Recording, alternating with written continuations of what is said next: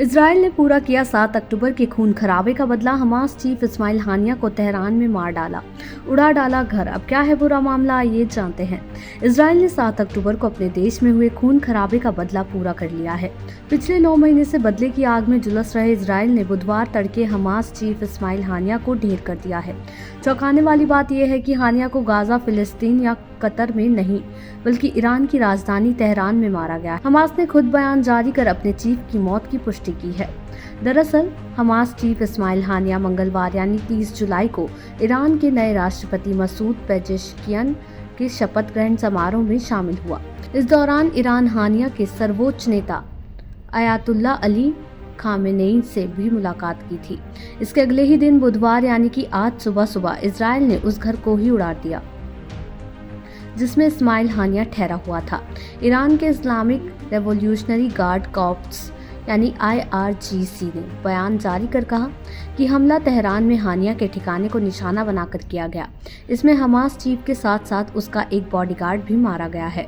फिलिस्तीनी संगठन हमास की कई इकाइयां हैं जो राजनीतिक, फौजी या सामाजिक कामकाज संभालती हैं।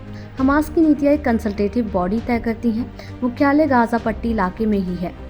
अब तक हमास की कमान इस्माइल हानिया के हाथों में थी, जो इसका चेयरमैन था। उसने 2017 से खालिद मेशाल के उत्तराधिकारी के तौर पर यह काम संभाला था। वो कतर की राजधानी दोहा में रहता था और वहीं से हमास का कामकाज देखता था। दरअसल मिस्र ने उसके गाजा आने जाने पर रोक लगा रखी थी। हाल ही में अप्रैल 2024 में इजराइल सुरक्षा बलों ने हानिया के 3 बेटों को भी मार गिराया था। इजराइल ने गाजा पट्टी पर एयर स्ट्राइक कर हानिया के 3 बेटे आमिर, हाजिम और मोहम्मद गाजा आतंकी गतिविधियों को अंजाम देने जा रहे थे। इस बीच तीनों हवाई हमलों की चपेट में आ गए।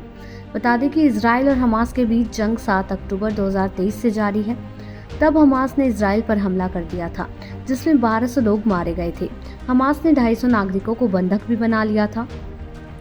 दावा है कि अब भी 150 बंधक हमास के कब्जे में है। वहीं हमास दावा करता है कि इजरायली हमलों में अब तक 39,000 से ज्यादा फिलिस्तीनी नागरिकों की मौत हो चुकी है। इजराइल का कहना है कि उसने इस ऑपरेशन में हमास और उसके सहयोगियों के 14,000 से ज्यादा लड़ाकों को मार गिराया है। अब हमास क्या है और वो इजराइल से क्यों लड़ रहा है, आइए जानते हैं। दरअसल 2007 में राजनीतिक प्रतिद्वंदियों को हिंसक तरीके से खदेड़ने के बाद हमास गाजा का एकमात्र शासक बन गया। इसकी एक सशस्त्र शाखा है और ऐसा माना जाता है कि युद्ध शुरू होने से पहले इसमें लगभग 30,000 लड़ाके थे। ये समूह, जिसका नाम इस्लामिक रेजिडेंस मूवमेंट है, इजराइल की जगह एक इस्लामिक राज्य बनाना चाहता है।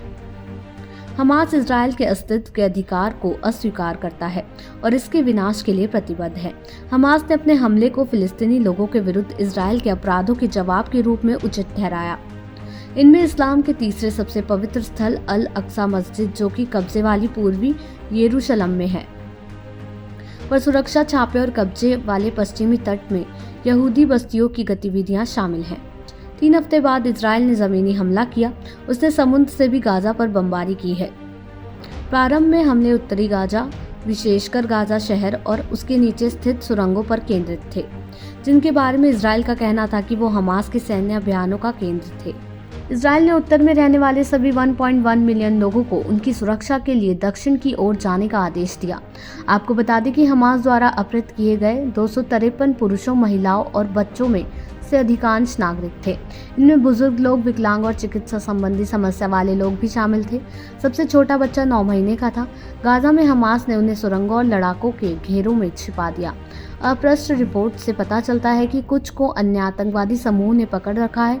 नवंबर के युद्ध विराम के दौरान 105 बंधकों को इजरायली जेलों में बंद 240 फिलिस्तीनियों के बदले रिहा किया गया था। इससे पहले 4 बंधकों को हमास द्वारा मुक्त कराया गया था और 3 को IDF द्वारा बचाया गया था। 1 को 29 अक्टूबर को और 2 को 12 फरवरी को। 3 बंधकों की इजरायली सैनिकों द्वारा गलती से हत्या कर दी गई, जिन्होंने उन्हें हमास के लड़ाके समझ लिया था और ये जंग आज भी जारी है। देश दुनिया की ऐसी ही तमाम खबरों के लिए देखते रहें समय डिजिटल।